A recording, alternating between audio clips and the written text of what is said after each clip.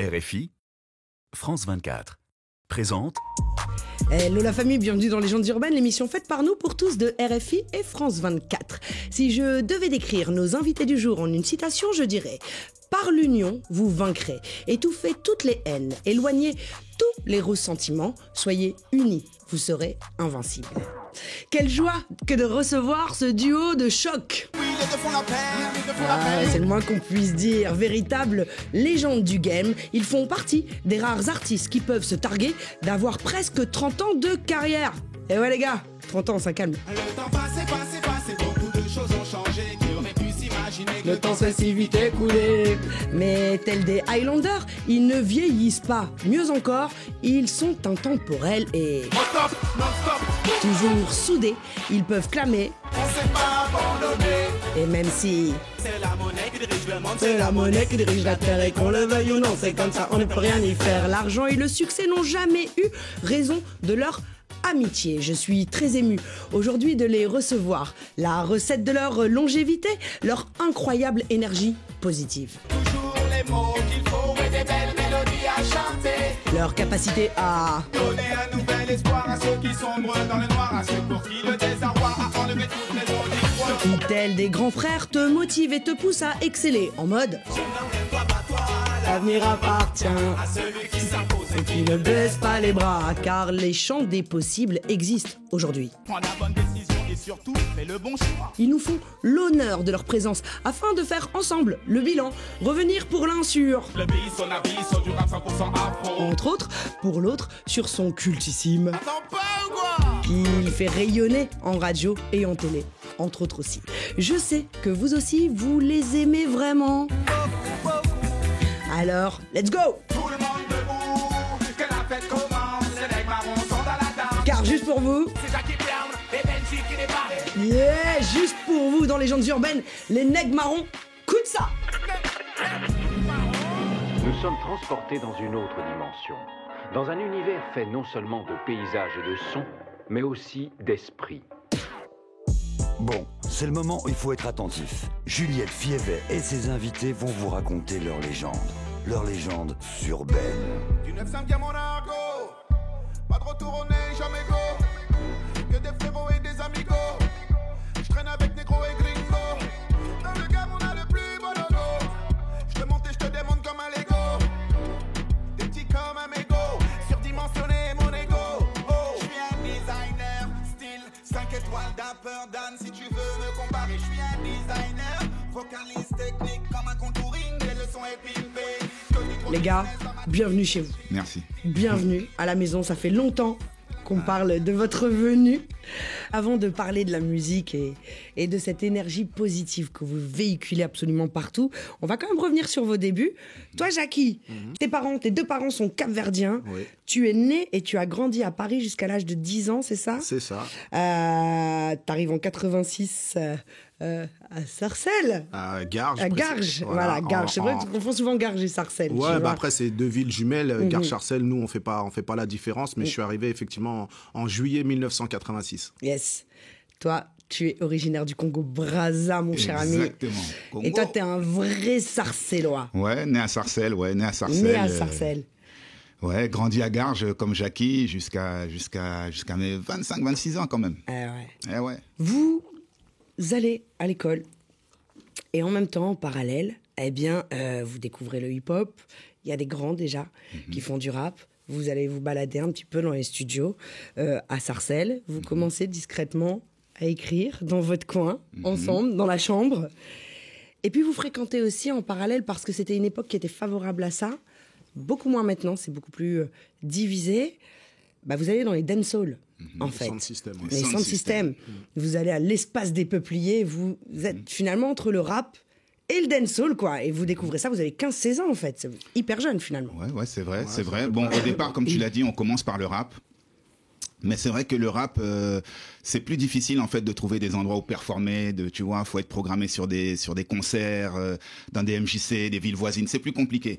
Tandis que le milieu du reggae, quasiment toutes les semaines, t'as un sound system quelque part, voire plusieurs sound systems. L'espace des peupliers à l'époque, c'était un truc de Peuplier, fou aussi, Stadium là. Squash, Espace Masséna, enfin voilà, plein d'endroits dans Paris où il y a des sound systems.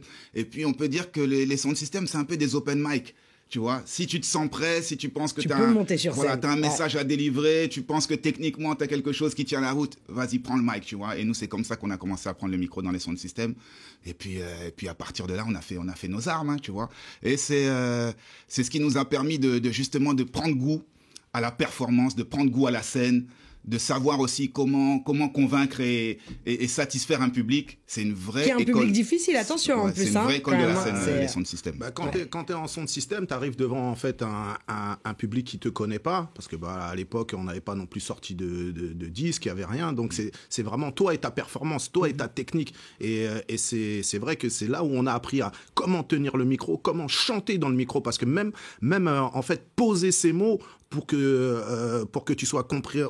Pour que tout le monde te comprenne, tu vois, il faut qu'il y ait une certaine manière d'articuler, de poser ton message, et tout ça, c'est vrai qu'on l'a appris, dans les sound systems. Aujourd'hui, on nous dit, c'est vrai que voilà, vous êtes chaud sur scène, vous êtes des bêtes de scène, mais tout ça, ça a été un travail en fait, et ça, c'est là où on a fait nos bases. Il y a une façon quoi. de bouger, même physiquement, bien en sûr. fait. Tu sautes, c'est physique, le dancehall, le ragamuffin à l'époque même, et dès le plus jeune âge, parce que l'air de rien, ça va très vite pour vous. Premier album, deuxième album, d'un seul coup, vous vous retrouvez. Vous êtes chez Sony et vous vous retrouvez donc dans le même label que Fugees à l'époque. Vous vous retrouvez à faire les premières parties de Fugees, de Jay-Z. C'est quand même juste fou, tournée de Zénith, des Bercy, Steel Pulse. Ça se passe tellement bien que Wyclef est tellement fan de ce que vous faites que lui vous propose même de venir au Canada faire les premières parties. Enfin, c'est quand même... Là, on n'est plus du tout... sur les mêmes sphères. Quand d'un seul coup, t'es avec Jay-Z et les Fugees, c'est une autre histoire. Qu'est-ce que vous avez appris et comment vous l'avez vécu? Parce que travailler avec les Américains aussi, c'est de l'apprentissage, je pense. Quand tu croises un groupe comme Fugees, et tu vois, quand il nous demande justement la signification de notre nom, quand il sait que voilà, il comprend que Neg Marron, donc Neg Marron, c'est de Maroons, les esclaves qui se sont battus pour leur liberté. Donc déjà, il comprend que, tu vois, il y a une corrélation avec Fugees. C'est refugees, en fait, donc réfugiés. Il fait tout de suite un parallèle. Exactement. Donc, à partir de là, déjà, il y a une discussion qui s'installe. Ensuite, tu sais, quand tu fais la première partie d'un groupe, en vrai, tu vas toujours guetter un peu ce qui se passe et voir la réaction du public. Et là, ils voient que, quand même, les mecs, ils envoient et tout, ça se passe bien. Et donc, finalement, il y a une amitié comme ça qui s'est créée. Et quand quand on se voyait après au catering, donc le catering, tu vois, l'endroit où les artistes se retrouvent pour manger, il était plus avec nous qu'avec Pras ou Lauryn Hill, quoi. Il kiffait vraiment notre vibe, il se retrouvait, quoi. Il voyait des petits Renois qui sont là, qu'on voit, et donc c'est vrai qu'il y a une belle alchimie qui s'est passée entre nous, et du coup c'est resté pendant de longues années.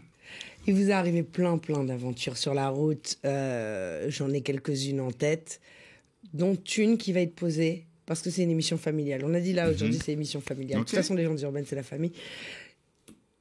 On m'a rappelé un souvenir parce que il va vous rappeler les souvenirs. Salut les nègres. Salut Juliette. On m'a demandé une anecdote avec les nègres marrons. Et comme cette vidéo se fait depuis Douala, je vais demander à Kaki et Benji s'ils se rappellent de ce qui s'est passé à Douala en 1999 dans un hôtel. Indice, séquestration. J'ai raconté des légendes urbaines. Patou, merci Patou. Ça c'est vieux Patrick. Patrick est bon gay. Depuis Douala, on salue tous les gens de Douala qui nous regardent, bien évidemment. Et puis toute l'équipe de première classe, classe. Exactement. Qu'est-ce qui s'est passé? Séquestration? Bon, en fait, non. Ce qui s'est passé au Cameroun, c'est qu'on devait faire un concert de Bissau le 31 décembre 1999, donc pour célébrer le millénaire. Et il se trouve que, on a eu affaire à un organisateur un peu particulier qui, à notre insu, en fait, a organisé un concert privé dans l'hôtel dans lequel on était logé, alors que nous, on jouait, normalement, on était venu pour un grand concert à l'extérieur, donc on a fait notre grand concert. Concert privé Bissau, concert privé, dont vous n'étiez pas au courant. On n'était pas au courant de ce concert. Donc nous, on fait notre concert devant 15 000 personnes à la base Elf, à l'époque, à Douala, donc super concert du monde, le millénaire, un truc de malade, donc j'oublierai jamais ce concert. Et on rentre à l'hôtel, on se dit, bon, il est minuit passé, on se change, on ressort faire la fête, c'est le jour de l'an, tout le monde est cool. Et on arrive à l'hôtel et on voit des gens qui sont là à la réception, pas contents de nous voir du tout, qui commencent à nous embrouiller. Mais c'est maintenant que vous arrivez, on vous attend depuis. Mais qu'est-ce que vous... Et on dit, mais vous nous attendez par rapport à quoi? Oui, nous on a payé à l'époque, je crois, 150 000 francs CFA ou 100 000 francs CFA ou 150 000 francs CFA pour vous voir. On nous a vendu un concert privé, vous n'êtes pas là. Pour qui vous vous prenez? Il n'y avait que des dignitaires, des machins, un truc. Donc on se retrouve dans ce qu'on appelle une merde internationale. Un bourbier. Un bourbier. Une mascarade. Laisse tomber. Donc nous, n'étant pas au courant de ce concert, on refuse. Nous, on se dit, bon, on va rentrer dans nos chambres, on se change, on calcule même pas ces gens-là. On ne sait pas de quoi ils nous parlent, bref. Finalement, les gars appellent les militaires. Les gens de l'hôtel refusent de nous donner nos cartes pour qu'on puisse aller se changer. Donc, voilà, un gros bordel. C'est parti en Vous ont fait mettre à l'amende, concert à les militaires, bim, et puis ça rigole pas. Tu les vois, militaires arrivent, ça se prend la tête, mais c'est monté en tension. C'était très compliqué. Et au final, 20 ans plus tard, on en parle avec le sourire, mais ce jour-là, je dois admettre que c'était très compliqué. Quelle est la pire épreuve à laquelle vous avez dû faire face? On a eu pas mal d'épreuves qu'on a su surmonter à chaque fois. Et puis même encore aujourd'hui, tu vois, on n'est pas à l'abri. Encore aujourd'hui, on est dans des perpétuelles remises en question parce que la vie nous montre que tous les jours, t'es confronté à des difficultés. Et après, aujourd'hui, on est dans d'autres choses aussi parce que c'est vrai, il y a notre vie de groupe, il y a la musique, mais il y a aussi le côté familial. Donc, tu vois, là, t'es obligé aussi de mener tes deux barques. Ta vie professionnelle, ta vie aussi de famille. Parce que, tu vois, quand on fait des choses, on veut réussir ce qu'on entreprend, on veut réussir ce qu'on fait. On veut aller au bout. Donc, on veut être des bons artistes, comme aussi on se donne les moyens d'être des bons pères de famille, etc. Donc, voilà, c'est un état d'esprit. C'est un état d'esprit dans lequel, même s'il y a parfois il y a des difficultés, on essaye d'aller au-delà et de persévérer, tu vois. Et aujourd'hui, même après 30 ans de carrière, comme on le dit, tu vois, nous, on a l'impression d'être encore des jeunes, quoi. Quand je dis des jeunes, c'est... Peter Pan. Ouais, quand je dis des jeunes, c'est-à-dire que, tu vois, on est là sur le terrain, sur le ring, mais pas pour se dire, on va se comparer ou se confronter à la nouvelle génération. On est des jeunes dans ce qu'on fait, dans notre état d'esprit, dans notre délire, où on a toujours envie, en tout cas, de donner le meilleur de nous-mêmes. Et dans vos concerts, de toute façon, il n'y a que vous voir en concert et sur scène. C'est assez fou, en fait. Vous avez exactement la même énergie, en fait. Ça bouge pas. Toi, Jackie, donc on parlait de projet solo. J'en place une aussi pour Lordissa. Couvre-feu, tu montes Couvre-feu, émission de radio sur laquelle, avec Lordissa, d'abord sur Skyrock, ensuite sur OKLM. Tu fais un tas d'émissions de télé aussi, sur Trace notamment. Toi, tu pars avec le Bisson Abisso aussi. Est-ce qu'à un moment donné, justement, cette respiration vous a permis d'être encore plus fort en groupe, du coup, ou en tout cas, toutes les choses que vous faites à côté alimentent aussi ce que vous faites en équipe? C'est sûr. C'est sûr que nos expériences solo nourrissent et servent le groupe. Parce que ça nous permet de... Vous manquez l'un à l'autre quand vous n'êtes pas ensemble, finalement? Bah oui, comme mon petit Benji, il est un peu loin de moi, un peu trop longtemps, tu vois. Ces câlins me manquent. Non, mais c'est une vraie question. Non, mais tu sais... Moi, mon réalisateur, quand je le vois pas longtemps, il me manque. Mon ou quand je travaille avec d'autres gens, il me manque. Quand on est ensemble, on s'embrouille. Mais tu sais, dans cette séparation...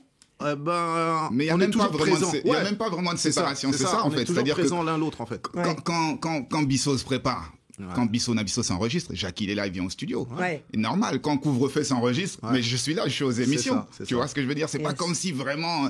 Bon, mais toi tu fais ton truc, je fais mon truc, on se voit plus, on se rappelle dès que c'est Nègre Marron. Non, c'est pas ça. Au contraire, on s'accompagne sur ces différents projets, on se conseille aussi, on se consulte. Et on échange des idées, on se fait des recommandations et on s'implique en fait finalement dans les projets de chacun aussi. C'est important. lors du concert du Bissau, j'ai fait partie de cette séquestration. Pourtant, je leur disais, mais j'ai rien à voir, je suis Cap-Verdien. Je suis venu en vacances. Ouais, et pourtant, on m'a séquestré aussi. Qui sont ces jeux? Je les connais pas. Je les connais pas. Je suis venu en vacances, moi. Donc, non, en fait, il y a ce parallèle, mais un parallèle où on avance ensemble. Et Benji et moi, on a ces valeurs communes qui font que voilà, ces valeurs de solidarité, valeurs de soutien, valeurs familiales qui font qu'on continue, même si on est chacun de notre côté, mais en vrai, on reste ensemble, quoi. Les gars, vous savez qu'on a un rituel avant de se quitter dans Légendes urbaines. On est suivi dans le monde entier par des dizaines et des dizaines de millions de personnes. Quel serait le message universel que vous auriez à passer? Aimons-nous vivants. Aimons-nous vivants. Voilà, je pense qu'on a traversé des périodes compliquées ces 2-3 dernières années avec des pandémies, plein de choses devant lesquelles on était un peu impuissants. On a vu beaucoup de gens partir, on a vu des légendes partir, on a vu des proches partir. Et je crois que ce qu'il faut retenir de tout ça, c'est aimons-nous vivants. Ouais, pour aller dans le sens de ce que dit Benji, et puis surtout aussi profiter des siens, tu vois, parce que surtout même cette pandémie, elle nous a montré aussi beaucoup de choses. Que, tu vois, ça a créé une distance avec ta propre famille. Ça veut dire que même tes parents, tu ne pouvais plus aller les voir, ou quand tu allais les voir, il fallait être masqué, donc créer une distance.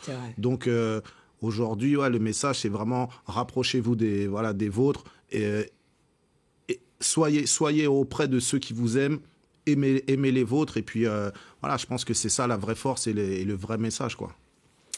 Messieurs, ce fut un bonheur et surtout un honneur de vous recevoir. Vraiment, vraiment, vraiment, du fond du cœur. Merci d'être venus, merci d'être vous. Longue vie à vous, l'équipe. La famille, je vous donne rendez-vous la semaine prochaine, même heure, même endroit. En attendant, rendez-vous sur la chaîne YouTube de Légendes urbaines pour regarder l'émission en intégralité dans sa version longue, au cours de laquelle on s'est raconté plein de choses merveilleuses. Et puis en attendant, vous connaissez le truc. Paix, amour, lumière sur vous. One love. One love Jackie, one love Benji. One love Juju. Yeah.